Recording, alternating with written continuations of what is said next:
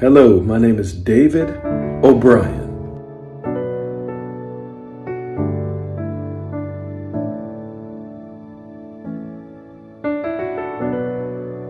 And I'm here for your success in the areas of purity.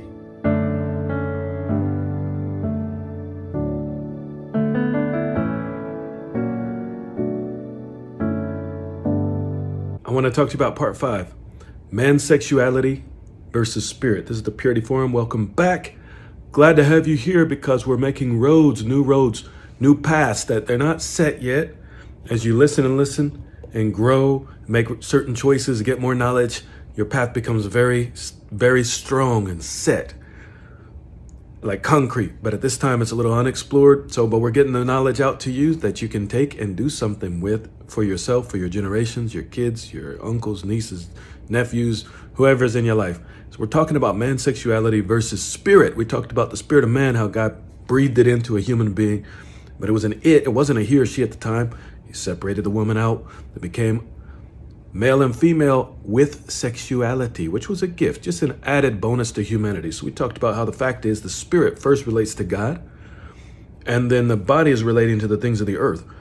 And so human beings relate to each other also, but it starts with the spirit to God first.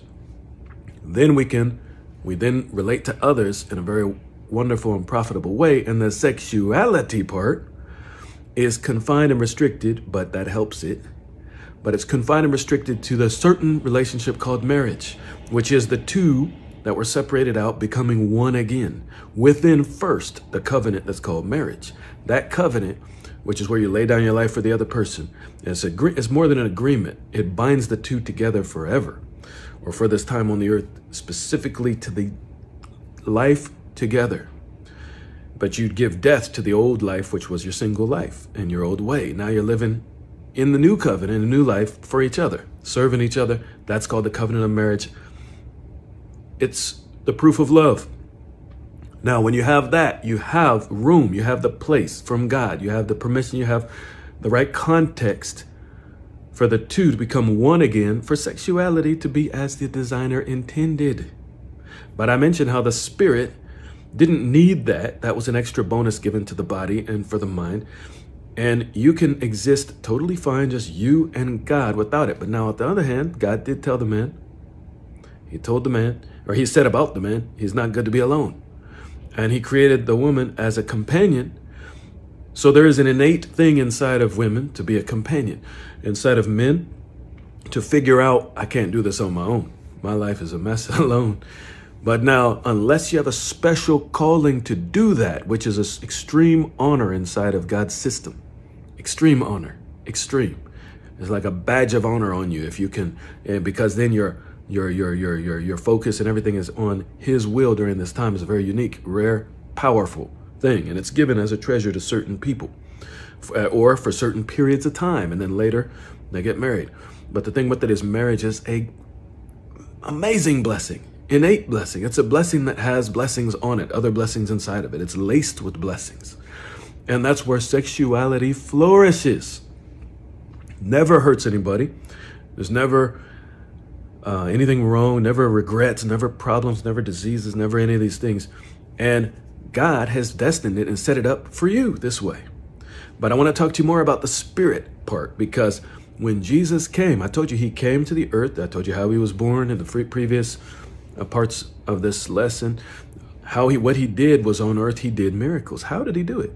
His spirit, being alive to God, could be directed by God in such a way that the power of God flowed through what He was doing, and it gave people, it taught them what their real value was from God's perspective, not just humans. And also it healed the physical bodies of humans, even dead, dying.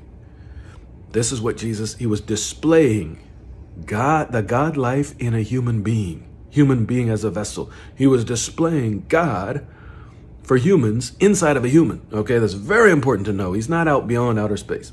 He was showing you what He can be in you and me. And He did it all around Israel.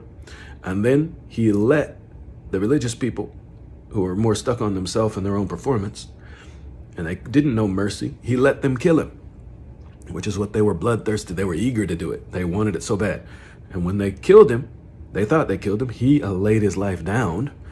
And it was a sacrifice and offering up to God that God accepted fully for a new spirit and new heart to be put inside of mankind, so that you can live and think independent of the normal way that the human system or society is living and thinking.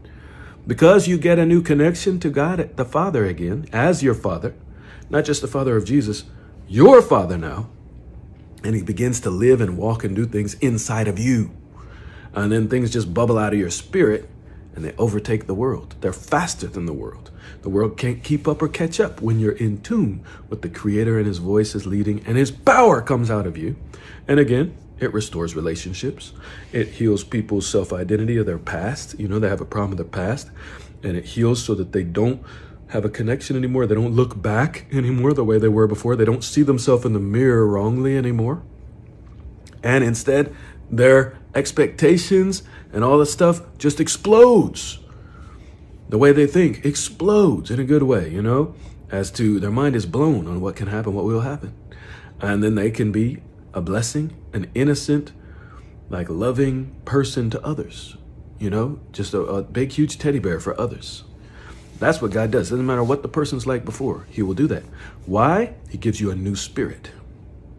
That spirit's responsive to him, and it can absorb the information from him, the knowledge from him, which then comes into you and finds root in you, and then eventually grows, and all this different stuff happens on the inside and blossoms. And next thing you know, you are completely different. You're like, you are healing in this earth. You are healing after that. You heal people. You strengthen people. You show Jesus. And sexuality then can't be your number one anymore, because you're restored to God. God's your number one now. And sexuality takes its place. It settles down in your life and takes its place and is inside of the marriage relationship that God gives you also, that you learn how to seek and find. Also, inside of that is where your sexuality stays put. And then things on the outside, they don't challenge you or pull you in the same way they used to. They can't, because you're different on the inside. You're alive. All the way down within you is the life pulsing, which is the life of God inside of you. This is what the whole good news is. Jesus came as a bridge to bring us to God. And then when we come to God, we get transformed and changed on our nature and our inside. All right, so now the possibilities are endless, and you can walk with head held high. He already forgave your past. If you could have been a prostitute, you could have been a this or that, a pimp. He forgave it. It's cut. And then you just say it. You agreed with him and speak it with your mouth. My past is forgiven, it's cut. And then you start walking the new life. Spirit first, not body, not sex organs, not body, not brain. Spirit first. As you do that, everything mends in your life, and sexuality becomes a servant to you to do exactly what God intended it to do from the beginning. Your desires are different. You're walking just like Jesus.